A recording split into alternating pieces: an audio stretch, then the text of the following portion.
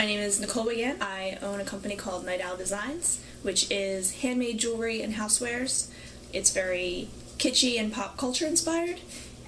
Night Owl started with my insomnia. I always made stuff, but usually just for friends. And I kind of kept that momentum up, kind of moving along, just like giving friends gifts and things I would make and learning how to make other things. And then a friend of mine was going to do a craft fair, and she asked me if I would go with her. And that's the first time I ever sold anything.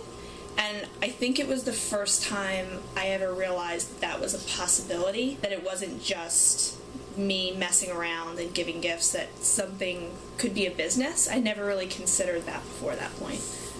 My inspiration starts is that I love all the movies and the weird references that maybe like 5 people like in a crowd would know what you're talking about.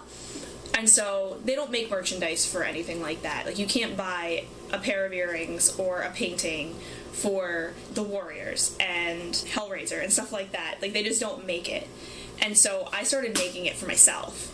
And people would start talking to me when I would wear, like, the jewelry that I was wearing. And I'd be like, oh, I made it. You made it? Do you sell it?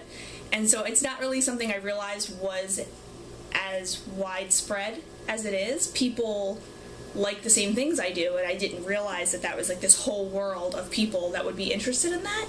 I always say Night Owl is like pop culture icons and cult oddities. I was starting to do like as many shows as I possibly could, and Philadelphia's really great about that, was that there's shows like crazy.